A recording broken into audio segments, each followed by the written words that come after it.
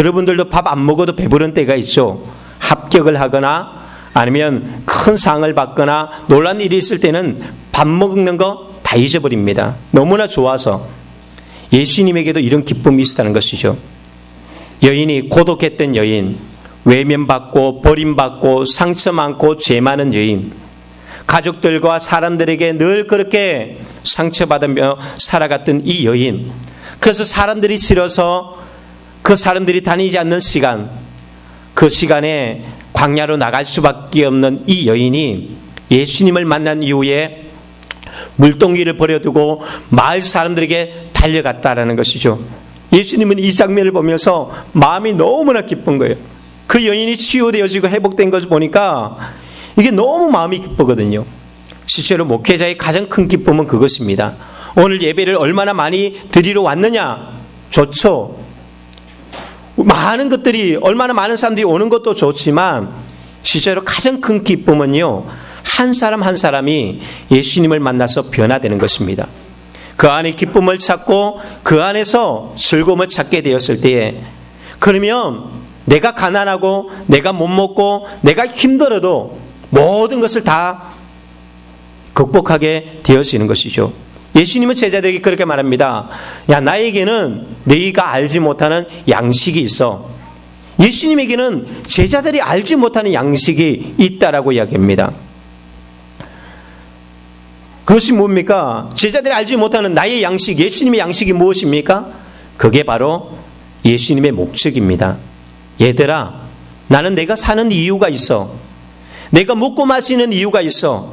내가 존재하는 이유, 내가 돈 버는 이유, 내가 살아 숨쉬는 이유, 바로 그것이 있는데, 그것이 뭐냐면 잃어버린 영혼이 주님께 돌아오는 것이고 죄인이 구원받는 것이라는 것입니다. 그때에는 먹지 않아도, 내가 이렇게 하지 않아도 기쁨이 넘치는 것이죠. 그런데 제자들은 이해했습니까? 제자들은 이해하지 못했습니다. 그들은 여전히 먹을 것에서 그 만족을 찾은 것이죠. 예수님이 무엇을 이렇게 기뻐하지? 먹는 것 말고 뭐가 더 배부르게 한단 말인가? 제자들은 아직 이 기쁨을 이해하지 못합니다. 여러분들은 이 기쁨을 이해하십니까? 한 영혼이 주님께 돌아와서 변화받는 이 기쁨을 아십니까? 그것을 알지 못한다면 아직은 여러분들도 아직 많은 변화가 필요합니다.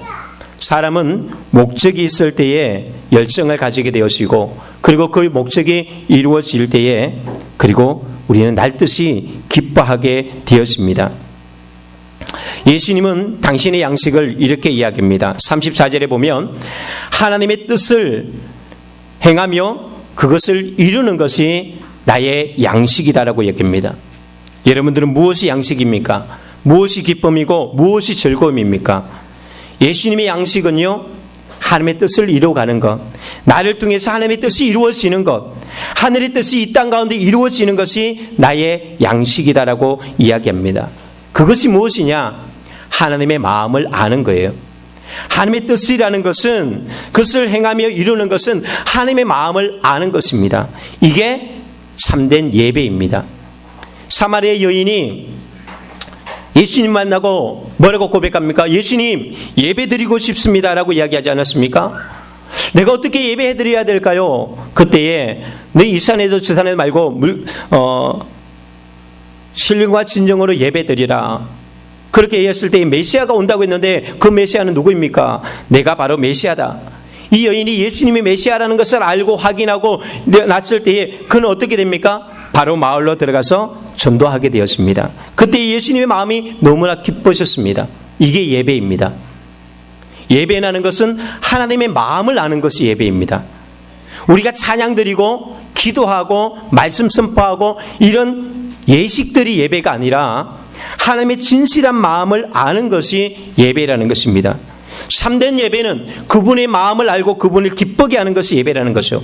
이 여인은 바로 이것을 알고 있었습니다. 주님, 예배 드리고 싶습니다라고 했는데 바로 그는 바로 예수님을 만나자 마을 사람에게 가서 전도하잖아요. 그때 주님은 마음에 기쁜 거예요. 네가 내 마음을 아는구나. 주님은 그 여인이 돌아와서 기쁘셨고, 또한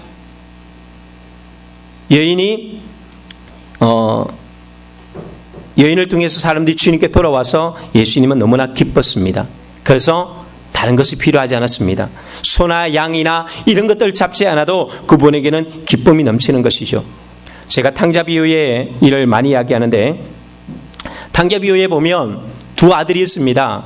큰 아들은 집에 남아서 아버지를 봉양하고, 둘째 아들은 이놈은 아버지에게 받을 유산을 미리 받아서 나가서 허랑방탕하는 두 아들이 있었습니다. 그런데 보면 큰 아들은 그렇게 자기 만족 속에 살아가는 것이 뭐냐면, 자기는 아버지 떠나지 않고 아버지 밑에서 매일마다 밥상 차려드리고 아버지를 도와줬다는 거죠. 그러면서 그는 만족합니다. 내가 자기 아들로 할 도리를 다 했다. 다 한 것입니까? 안 한 것입니까? 잘한 거죠. 아버지 봉양하고 부모 봉양하면서 그렇게 정말 아버지에게 속썩이지 않고 나쁜 일 하지 않고 부지런히 성실하게 착하게 얼마나 잘합니까? 그런데 이게 착한 사람의 신도림이라는 거죠. 아버지의 마음은 그 아들이, 큰 아들이 갖다 주는 양식으로 배가 불렀을까요? 아들이 갖다 주는 그 음식에 아버지가 매일마다 배부르면서 내가 정말 아들 하나 잘 키웠다 그러면서 그냥 아무 걱정 없이 살아갔을까요? 내 아버지는요, 큰 아들이 이렇게 정성스럽게 갖다 주는 밥맛이 없었습니다. 왜일까요? 둘째 아들 때문에. 그 아들이 돌아오기 전까지는요, 한 번도 제대로 밥을 맛있게 먹어보지 못했습니다. 아들이 정말 최첨단 과학으로 만든 에이스 침대를 사뒀다 할지라도 그래도 그게 잠을 푹 자지 못하는 거예요. 아들이 생각했을 때는 아버지 어떻게 이런 침대에서 잠을 못 주무시고 어떻게 이런 음식을 먹으면서 맛있게 못 드십니까? 아버지가 이상하네. 아버지한테는 잘해줄 필요가 없어 라고 생각할지 모릅니다. 그 아버지를 이해하지 못한 것이죠. 아버지의 마음을 알지 못한 것입니다. 참된 효도는 이 아버지의 마음을 이해하고 이 큰아들이 둘째 아들을 찾아서 나가는 것, 그게 진짜 효도인 것이죠. 큰아들아, 나 이거 안 먹어도 되거든? 아들아, 나 이런 침대 필요 없어. 그 돈 가지고 동생 좀 찾아볼 수 없니? 그 돈 가지고 좀 TV에다가 광고 좀 내봐. 요즘에 신문도 잘 나왔던데 신문에다가 좀 광고 좀 내든지 경찰에 가서 좀 어떻게 아들 좀 찾아볼 수 없을까? 아버지의 마음은 내신 그것이. 근데 이 큰아들에게 뭐라고 말하기가 참 어렵잖아요. 자기 나름대로 효도를 잘하는데 우리가 때로는 하나님을 섬기고 예배한다면서도 이런 오해를 할 때가 있습니다. 예수님께서 제자들에게 말합니다. 의아해하고 잘 이해하지 못했던 제자들에게 얘들아, 눈을 들어서 한번 저 밭을 봐라라고 이야기합니다. 세상에 그 광야에 무슨 밭이 있습니까? 제자들은 정말 예수님의 이야기를 들을 때마다 황당한 이야기를 많이 듣지만, 제자들아 눈을 들어서 밭을 봐라. 예수님이 더위 드셨구나. 밥도 안 드시고 더위 드시더니 이제 밥맛도 없고 그러더니 예수님이 이상한 이야기를 하시네. 예수님이 뭐라고, 그 예수님이 말씀하시는 밭이 무엇이었을까요? 이 여자가 마을로 가서 마을 사람들을 데리고 오는 거예요. 그리고 수많은 마을 사람들이 막 몰려오는 걸 보면서 예수님은 그걸 이야기하거든요. 자, 밭을 봐라. 밭이 무엇입니까? 영혼들이 주님께 돌아오는 것이었습니다. 사람들이었습니다. 그리고 그들에게 말합니다. 야, 추수 때가 되었다. 너희는 추수 때가 넉 달이 지나야지 추수 때가 된다고 말하지만 아니야, 지금이 추수 때야라고 제자들에게 이야기하고 있습니다. 주님의 양식이 무엇입니까? 영혼입니다. 주님의 기쁨이 무엇입니까? 영혼입니다. 주님을 예배하는 것이 무엇입니까? 영혼들이 주님께 돌아오는 것, 그 영혼들에게 주님을 증거하는 것, 그것이 바로 주님을 예배하는 것입니다. 주님은 이렇게 말합니다. 보라라고 얘기합니다. 보라는 것이 무엇입니까? 이게 바로 비전입니다. 눈을 떠라. 너희들이 보아야 될 비전이 있다. 교회 하나님의 꿈, 예수 그리스도의 꿈, 비전, 그걸 보라고 이야기합니다. 그게 뭡니까? 저 사람입니다. 제자들을 불렀을 때 예수님이 첫 번째 하신 말씀이 뭐였습니까? 내가 너희를 사람 낚는 어부가 되게 하리라. 이것이 제자들에게 준 사명이었거든요. 물고기 낚는 어부가 아니라 사람을 낚는 어부.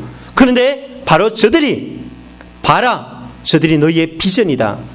너희들이 꿈꾸면서 목표로 삼아야 될 것이 바로 저 영혼들이다 라고 이야기합니다. 넉 달이 지나야 주실 때가 아니라, 세상적으로 환경적으로는 그럴지 모르지만 이제 영적인 눈을 뜨라고 이야기합니다. 여러분들은 세상이 어떻게 보이십니까? 무엇이 보이십니까? 무엇을 꿈꾸고 있습니까? 하나님은 우리에게 말합니다. 보라, 눈을 들어서 바로 저 영혼들을 보라고 이야기합니다. 눈을 들어서 우리가 무엇을 마실까, 무엇을 입을까, 무엇을 먹을까 염려하며 살아가지 말고 눈을 똑바로 들어서 하나님의 비전을 보고 나아가라고 이야기합니다. 이게 바로 전도죠. 그러면 우리가 이런 부분에서 넘어서야 되는 방법이 있습니다. 우리는 어떻게 다가갈까요? 우리가 가장 먼저 깨달아야 되는 것이 있어요. 세 가지. 바로 이 편견인데, 우리는 가장 먼저 정말 이런 모든 것들을 뛰어넘고 제대로 비전을 눈을 뜨고 사명을 감당하기 위해서는요, 편견을 버려야 돼요. 그 편견의 세 가지가 뭐냐? 첫 번째는 어떤 편견입니까? 왜 사마리아 사람인가? 라는 것이죠. 예수님께서 왜 사마리아 땅으로 가는가? 그리고 두 번째, 그 다음에 뭐죠? 왜 저 여자인가? 죄 많은, 하필이면 그 많은 사람들 중에 왜 저 여자인가? 왜 예수님은 세리들의 친구인가? 왜 죄인들을 좋아하고 하필은 왜 창기를 저렇게 거둬들이는가? 사람들의 불만은 그것이었습니다. 이것이 우리가 복음을 전하는데 가장 어려운 장벽이죠. 인물을 보고 직업을 보고 그분의 신분과 성격과 나이와 출신지 우리는 너무나 많이 따질 것이 있습니다. 이것 보면 저 사람은 성격이 안 맞아. 저 사람은 거지잖아. 노숙자를 어떻게 전도해? 저 사람은 아니야. 저 사람은 완전히 살인마야. 저 사람은 성폭행하는 사람이야. 저 사람이 우리 교회에 왔다고 어떤 일이 벌어지라고. 우리는 수많은 장벽 속에서 때문에 못하죠. 두 번째가 뭘까요? 요즘 사람들이 이 시대에 누가 그런 방법으로, 누가 그런 이야기를 듣습니까? 목사님, 요즘 시대에는 사람들이 그런 이야기 듣지 않습니다. 관심 없습니다. 그럴까요? 그러면 지금도 전도에서 한 해에 몇천 명씩, 몇백 명씩 전도하는 사람들은 도대체 그 사람들은 뭘까요? 지금도 된다는 것입니다. 요즘 사람들이기 때문에, 이 시대이기 때문에 안 되는 것이 아니라 똑같은 방법이에요. 다른 방법이 아닙니다. 여전히 화요일이 되면 여기 롯데마트 앞에서 이 비전교회 협동 목사님께서 막 외치십니다. 사람들에게 막 외칩니다. 사람들은 말하죠. 저렇게 해가지고 어떻게 전도가 돼? 그게 다 우리의 편견이죠. 그리고 세 번째 편견이 뭘까요? 가장 큰 건 뭐예요? 내가 할 수 있을까? 사람들이 내 말을 들을까라는 것입니다. 우리는 이 편견들 때문에 실제로 전도를 못합니다. 그래서 성경은 우리에게 말합니다. 로마서 1장 16절에 복음은 모든 믿는 자에게 구원을 주시는 하나님의 능력이다. 첫째는 유대인에게요, 다음은 헬라인에게라. 그리고 이방이든지 누구든지 믿으면 구원받을 수 있다라고 얘기합니다. 그게는 어떤 조건도 없습니다. 창기냐, 세리냐, 신분이 어떠하냐, 성격이 어떠하냐, 이런 조건을 성경은 어떤 것도 제시하지 않습니다. 누구든지 모든 믿는 자에게 복음은 구원을 주십니다. 예수님을 만나서 안 변한 사람 없습니다. 예수님을 믿어서 구원받지 못할 사람은 아무도 없습니다. 흑인이라고 백인이라고 구별하지 않습니다. 가졌다고 가지지 못했다고, 성격이 개팍하다고 죄가 많다고, 그런 것에 대해서 하나도 조건을 따지지 않는다는 것입니다. 그리고 요즘 시대에, 그리고 사마리아 사람들이 이런 이야기에 관심이 있을까요? 라고 의아해할지 모르지만 사마리아 사람들의 반응을 보십시오. 여인이 말했는데 그들이 미워했던 그 여인의 말을 듣고 많은 사마리아 사람들이 예수님께 몰려온 곳을 보십시오. 이방의 갈릴리, 흑암의 땅, 죽음의 땅, 그곳에 부흥이 일어나는 것을 봅니다. 오랫동안 청량리 588 하면 유명하죠. 상여촌으로 있었던 그 땅. 그래서 교회가 그곳에는 잘 못 들어갔습니다. 그런데 일찍이 그곳에 가서 이들을 위해서 사역했던 노숙자들과 이들을 위해서 사역했던 교회들이 있어요. 지금은 그곳이 어떻게 됐습니까? 그것이 다 뜯겨져 나가고 얼마나 큰 번화가가 됐는지 모릅니다. 그들은 상처와 허물들은 다 없어졌죠. 물론 다른 곳에 있긴 있지만 적어도 그 땅이 변화되고 있는 것은 분명합니다. 우리가 안 움직여서 전하지 않아서 나가지 않아서 그런 것이지 하나님의 말씀은 능력이 있는 것입니다. 문제는 내 안에 있는 것이지 그 사람들에게나 이 시대에 문제가 있지 않다는 것입니다. 정말 더욱더 놀란 것은 여인의 말에 사람들이 들었다라는 것이죠. 여인이 얼마나 유창한 말을 잘했습니까? 언변가였습니까? 아니, 이 여인이 뭐라고 이야기합니까? 오늘 말씀에도 보면 39절에 여자의 말이 내가 행한 모든 것을 그가 내게 말하였다 증언하였으므로, 그냥 이 말뿐이에요. 자기 간증밖에 없다는 것이죠. 내 마음을 아시는 주님, 나를 만나주신 그 주님에 대해서 그냥 이야기한 거예요. 자기의 이야기, 그냥 그것을 이야기 나눴을 뿐인데 사람들이 이 말 듣고 왔다는 거죠. 여러분, 간증이라면 뭔가 대단한 것을 해야지 간증이 된다고 생각하잖아요. 나 예수 믿고 부자 되어서, 나 예수 믿고 사업 성공해서, 예수 믿고 병 고쳐서 그것만이 복음의 능력이 있다고 생각하는 것은 오산입니다. 이 여인은 그런 이야기 하나도 없습니다. 단지 나 예수님 만나서 너무나 기뻐. 여러분도 이 예수님 만났으면 좋겠어. 나에게 간증만 있다면, 또한 예수님을 만난 사람이라면 다 간증이 있을 수밖에 없습니다. 다른 것이 있어서 간증이 아니에요. 주님을 만난 것이 간증이고, 주님을 만나서 내가 변화된 것이 간증이고, 또한 그 변화된 그것이 사람들을 또다시 변화시켜 나갈 수가 있게 된다는 것입니다. 그래서 복음은 말에 있지 않습니다. 내 말을 얼마나 잘하느냐, 그거에 의해서 사람들이 듣지 않습니다. 여인이 정말 말 잘했습니까? 말도 없었습니다. 그냥 내가 만났다, 그분이 내 사정을 다 알고 있더라, 너희들도 와서 보라, 이게 전부입니다. 몇 마디밖에 없었다는 것입니다. 중요한 것은 나에게 이 예수 그리스도에 대한 확신, 그분의 만남이 더 필요하다는 것이죠. 성경에 보면 안식일 날 눈을 뜬 사람이 있어요. 예수님이 안식일 날 이 사람의 눈을 고쳐주셨거든요. 그럴 때 이 장면을 본 바리새인들이 노발대발하는 거죠. 야, 안식일 날 누가 네 눈을 뜨게 했어? 그 사람이 누구야? 막 따지면서 공격하기 시작합니다. 그때 이 소경이 그런 이야기를 하죠. 나는 안식일에 뭐 해야 되는지 이것도 모르겠고 성경도 잘 모르겠지만 중요한 것은 내가 그분을 통해서 못 보았던 내 눈이 보게 되었고 내가 변했다는 것입니다. 더 이상 할 말이 있습니까? 우리가 만일 바리새인들과 신학적인 논쟁을 가지고 신학적으로 따져볼까? 성경을 한번 볼까? 그러면 하루 종일 일주일을 가도 절대로 논쟁은 끝나지 않습니다. 1년을 지나고 2년이 지나도 그 논쟁은 끝나지 않는 논쟁이 됩니다. 그런데 이 소경의 간증을 보십시오.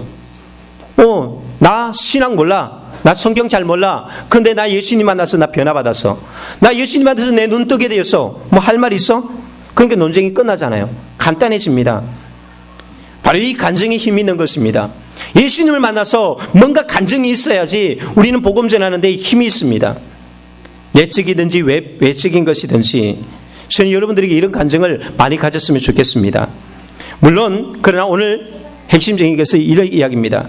여인의 간증으로 그 사람들을 구원시킬 수는 없다는 것입니다. 사람들이 그런 이야기를 하죠. 42절에 보면 그 여자에게 말하되 이제 우리가 믿는 것은 내 말로 인함이 아니니 이는 우리가 친히 듣고 그가 참으로 세상의 구주신 줄을 알미라. 여자의 말 때문에 이들이 믿고 구원된 것은 아니에요.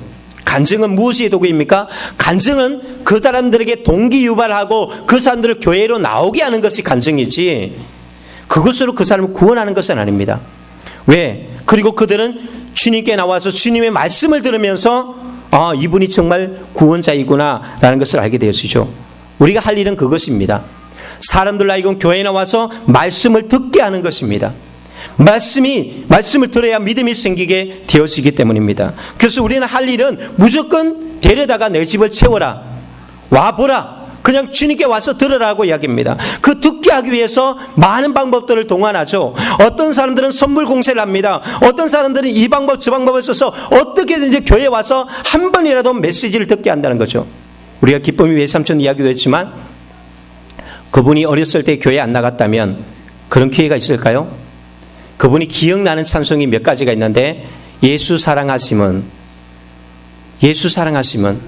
그 찬양을 계속 들려달라고 그런 거예요. 그래서 호스피스들이 매일마다 그 찬양을 들려주고, 또 하나가 주 하나님 지으신 모든 세계, 이 찬양이 너무나 좋다는 거예요. 적어도 그에게는 주님의 말씀에 대한 기억이 있는 거예요. 하나님에 대한 기억이 있습니다. 성경은 다 모릅니다. 다 잊어버렸겠죠. 그러나 그에게는 하나님에 대한 기억이 있습니다. 예수 사랑하시면 성경에서 배웠네. 주님께 배웠던 그 하나님의 사랑을 기억이 나는 거예요. 그리고 그 주님을 의지하고 그 주님께 기도하고 붙들기 시작하는 것이죠. 한 번이라도 복음을 듣게 하는 것이 얼마나 중요한지. 오늘 와서 그냥 이것으로 끝나고 해서 실망하지 마십시오. 그 기회를 주는 것은 한 번, 두 번, 세 번 기회가 많을수록 그는 구원받을 기회도 더 많아지겠죠. 예수님은 그렇게 이야기합니다.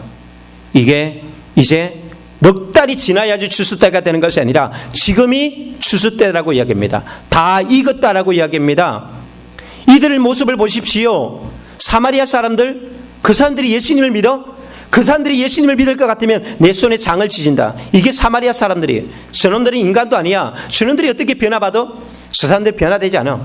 절대로 다른 사람은 모르지만 저것은 안 돼 라고 말했던, 그런데 주님은 말하지 않은 거예요. 주님의 관점 아니에요. 다 익었어. 거두기만 하면 돼. 나가서 전하기만 하면 돼 라고 이야기하는 거죠. 사람들은 바로 그런 것 때문에 전하지 못했는데, 그런데 막상 여인의 말에 그들이 그렇게 조롱하고 그들이 그렇게 외면했던 이 여인의 말을 듣고도 반응하는 걸 보십시오. 얼마나 그들이 기다렸는지, 얼마나 그들이 메시아를, 구원자를 기다리고 있는지 보십시오.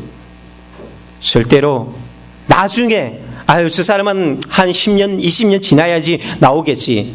저 사람은 아직 멀어서. 물론 당장은 안 믿을 수도 있습니다. 니고데모처럼 바로는 예수님 안 믿었지만 그는 어땠습니까? 예수님 만나고 나니까 나중에 결국은 믿게 되지 않습니까? 이미 익은 거예요.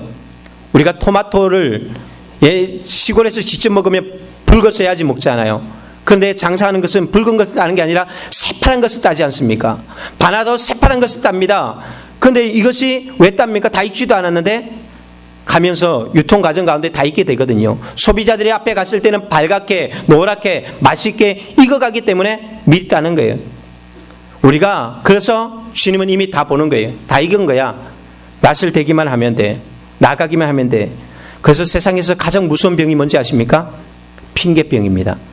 이래서 안 되고 저래서 안 되는, 그 사람은요 어떤 일도 안 됩니다. 이것 때문에 안 되고 저것 때문에 안 되나, 안 될 조건만 찾는 사람들에게는 안 된다는 것이죠. 주님은 그렇게 말하지 않습니다.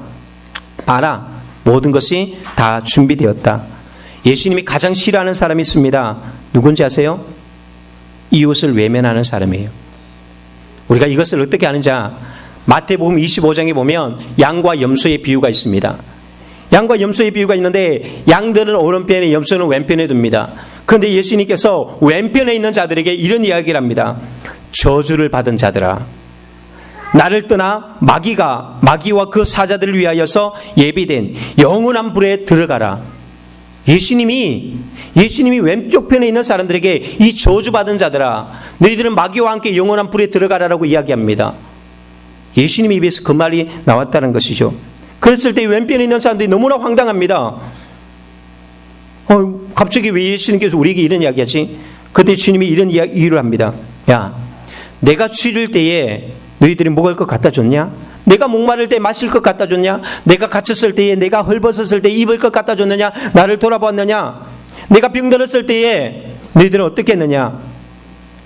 다 물어보니까 이 염소의 편에 있는, 왼편에 있는 사람들이 막 반발하고 일어납니다. 주님, 그게 무슨 말입니까? 우리가 어느 때 주님이 배고프고 주님이 목마르고 주님이 갇히고 주님이 헐벗었을 때 우리가 언제 외면했습니까? 우리가 주님께 다 하지 않았습니까? 그러는 나름대로 주를 위해서 섬겼던 것을 봅니다. 잘했다는 것이죠. 큰아들처럼, 이 둘째 탕자 비유에서 큰아들처럼, 아버지 내가 안 해준 게 뭐가 있습니까? 먹을 것, 입을 것 다 해줬는데 왜 안 해줬다고 이야기합니까? 라고 이야기하는 것과 똑같은 것이죠. 주님이 그들에게 말합니다. 야, 나에게 해준 거 내가 그거 말하는 게 아니라 지극히 작은 자에게 하지 않은 것이 곧 나에게 하지 않은 거야. 나의 마음은 그들에게 있어. 그 지극히 작은 자에게 잘해주는 것이 나에게 잘해주는 거야. 부모의 마음이 뭐예요? 부모한테 효도한다고 부모한테만 맨날 아령 뜬다고 좋아할까요? 아니에요. 형제끼리 야 동생 잘 봐주고 언니 오빠 잘 봐주고 그게 진짜 잘하는 것 아니에요. 그게 마음의 기쁨 아닙니까? 근데 정작 이것을 놓쳐버리는 예수님은 어디에 있습니까? 시극히 작은 한 여인. 이 여인에게서 예수님을 본 것이 더럽고 추하고 죄만 보였던 것이 아니라 예수님에게 뭐가 보이는 거예요? 한 영혼으로 보이는 거예요. 사람들 눈에는 저 사람이 창녀로 보일지 모르지만 예수님께는 귀한 영혼으로 보이는 거예요. 삭개오가 그렇게 보였고요. 가늠하다가 현장에 잡힌 여인도 그렇게 보였기 때문에 그래서 주님은 그 여인들을 건져내는 거예요. 그러나 바리새인들의 눈에는 그것이 보이지 않는 것이죠. 그래서 구원하지 못하는 거예요. 그래서 죽이는 것이죠. 어떤 목사님이 큰 교회에서 설교를 하게 되었는데 그곳에 가서 이제 설교를 합니다. 저는 오늘 3가지 대지를 가지고 말씀을 전하겠습니다. 여러분 옛날에는 설교를 첫 번째, 두 번째, 세 번째 이런 설교가 주류였거든요. 그러니까 성도들이 이미 반응이 시큰둥합니다. 아유 오늘도 뭐 뻔한 내용이 있거니. 그래서 목사님이 첫 번째 소개합니다. 첫 번째, 지금 이 순간 세상에는 약 20억 명이 굶어 죽어가고 있습니다. 성도들의 반응이 어떨까요? 그러면 그렇지. 뭐 저런 이야기 한두 번 들어. 맨날 뭐 가난한 사람들 이야기, 뭐 죽었다, 뭐 어떤 이야기, 아유, 한두 번 듣는 이야기도 아니고.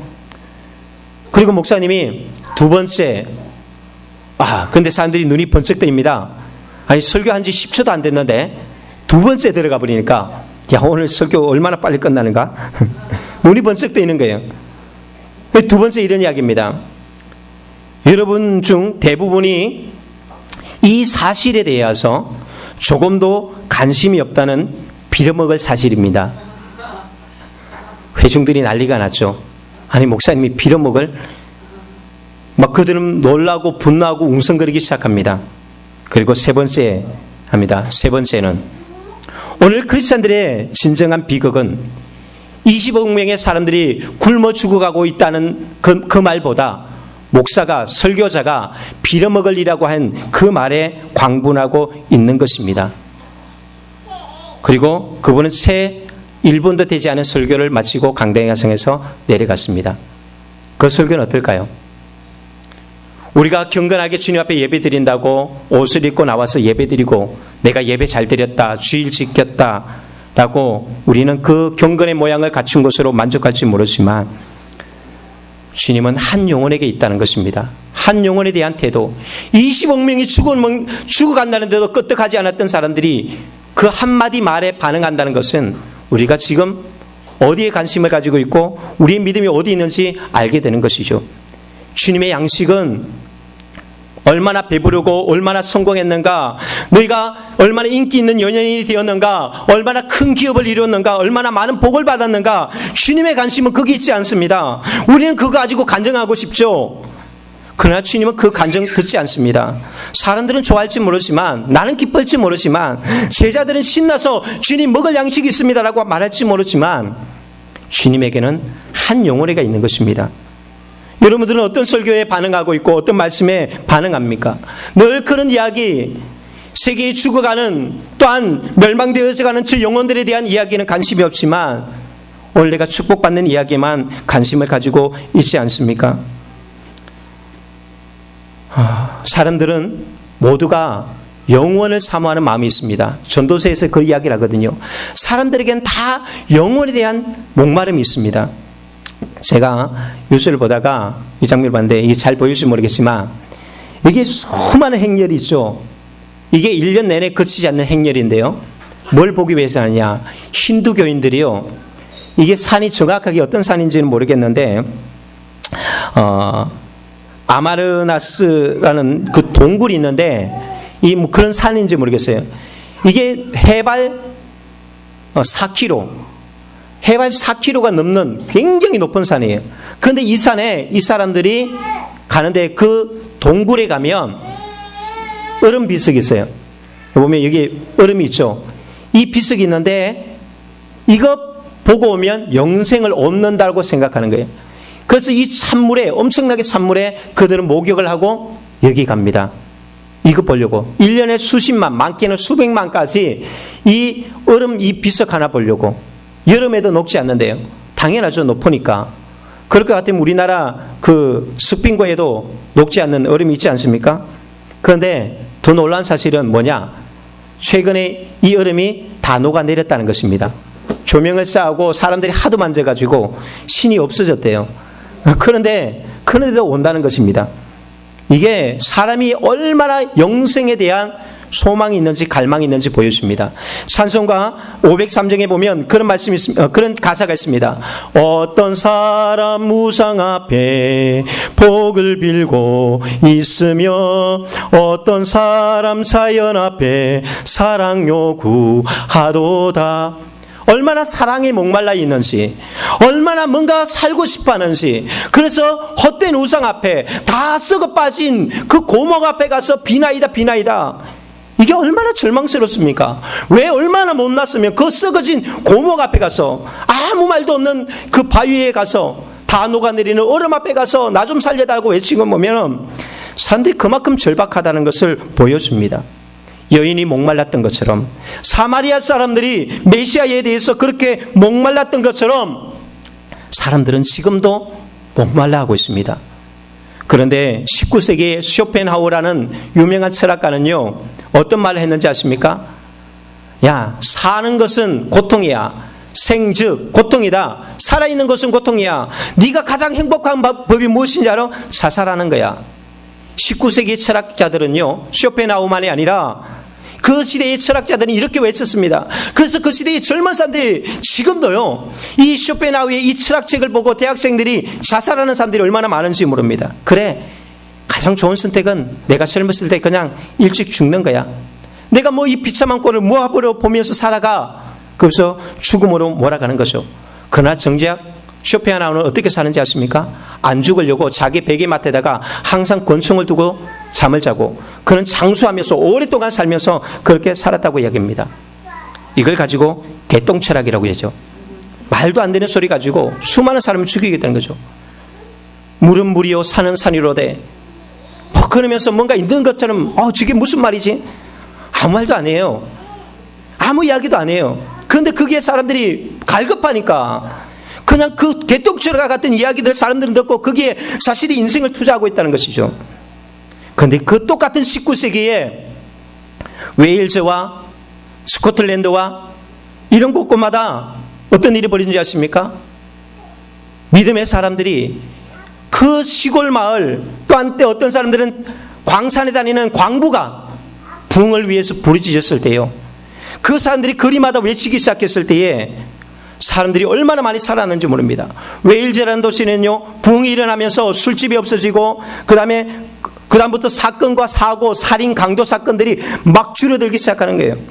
평양 대부흥의 운동이 일어났을 때에 그 평양 시내가 얼마나 바뀌었는지 아십니까? 많은 사람들이 다 바뀌어버린 거예요. 가정이 변화되기 시작했습니다. 우리는 무엇을 가지고 사람들에게 다가옵니까?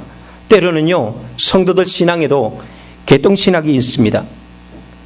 정말 말도 안 되는 이야기를 가지고 말도 안 되는 신학인이, 교린이, 또한 자기의 어떤 철학을 가지고 사람들에게 건면한다고. 그래서 교회 나오는 사람도 못 나오게 만들고, 예배 잘 드리고 있는 사람도 예배 못 드리게 만들고, 주님 앞에 서는 사람들을 다 내쫓아버리는 바리새인과 같은 사람들이 교회 안에도 있다니까요.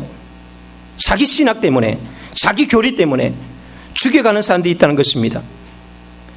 그러나 예수 그리스도의 진리가 있으면, 복음의 진리가 있는 것은 오늘 이 여인도 살아나고 이 수많은 사마리아 사람들, 수백 년, 수천 년 동안 상처받았던 이 사람들이 그 흑암의 땅에 살아나는 것을 보십시오. 오늘은 맥추절입니다. 맥추절인지 무엇이 아십니까? 구약에는 맥추절이 77절 해서 오순절 날입니다. 오순절 날에는 첫 추수를 하고 하나님께 감사드렸던 날이거든요. 그런데 그날이 기가 막히게 모세가 십계명을 받았던 날이기도 합니다. 이 모세가 십계명을 받으면서 이스라엘과 하나님은 언약을 맺기 시작하고 비로소 하나님의 언약 백성이 되어지죠. 그리고 신약에 오면 오순절날 무슨 일이 벌어졌습니까? 성령님이 오심으로 교회가 시작되어지고 모든 이방 땅에 복음이 전파되기 시작했다는 것입니다. 이게 바로 맥추절이에요. 우리는 후반기를 이제 보냅니다. 주님이 말씀합니다. 지금이 추수 때다. 너희들은 나중에 돼야지, 가을이 돼야지, 넉 달이 지나야지, 10월달, 11월달이 돼야지 추수한다라고 말할지 모르지만 아니다. 지금 해야 된다. 이제 여러분들이 이 잃어버린 영혼들을 지금도 방황하고 영생 얻기 위해서 강구하는 영혼들을 찾아서 여러분들 나섰으면 좋겠습니다. 하반기 전도 대상자들 제가 셀리더들에게 명단들 적어놓고 용지를 나눠드렸는데 개인적으로도 여러분들이 전도 대상자들을 정하고 우리가 화요일날, 수요일날, 금요일날 그리고 토요일날에는 우리 주일학교 아이들, 세수식반 아이들 이렇게 복음을 전하고 있는데 여러분들이 어떤 모양으로든지 참여하십시오. 그냥 썩어질 것을 위해서 살아가지 말고 썩지 아니할 양식을 위해서 살아가십시오. 우리 영혼을 살릴 수 있는 것, 여러분들이 물질과 시간들을 영혼을 살리는 데 사용하십시오. 괜히 아무것도 아닌 그런 철학이니 뭐니 하면서 그것 가지고 사람 죽이지 말고 정말 진정한 하나님이 우리에게 주신 그것을 가지고 살리십시오. 그들에게는 놀라운 축복이 있습니다. 이들은 이미 삭도 받았고 영생도 보장되었다라고 이야기하고 기쁨이 있다라고 이야기합니다. 눈을 들어 하늘을 보라. 어지러운 세상 중에 곳곳마다 상한 영의 탄식 소리 들려온다. 여러분들 이 소리가 들렸으면 되겠습니다. 그들이 영혼에 부르짖는 소리, 사랑 얻기 위해서 뭔가 살기 위해서 부르짖는 소리를 들으시고 거기에 반응했으면 좋겠습니다. 오늘 이 시간 주님 앞에 그렇게 기도하기를 원합니다. 주님, 내 인생 먼저 나부터 살려주십시오. 지금이 은혜의 때요 구원의 때인데 내가 주님 만날 수 있도록 도와주시고 나를 구원해 주십시오. 나중에 죽을 때가 돼가지고 후회하는 인생이 아니라 지금, 그리고 주님 나를 통해서 믿지 않는 사람들이, 가족들이 주님께 돌아올 수 있도록 이끌어 주십시오. 오늘 이 시간 말씀 생각하면서 하나님께 다 같이 동성에게 드리겠습니다.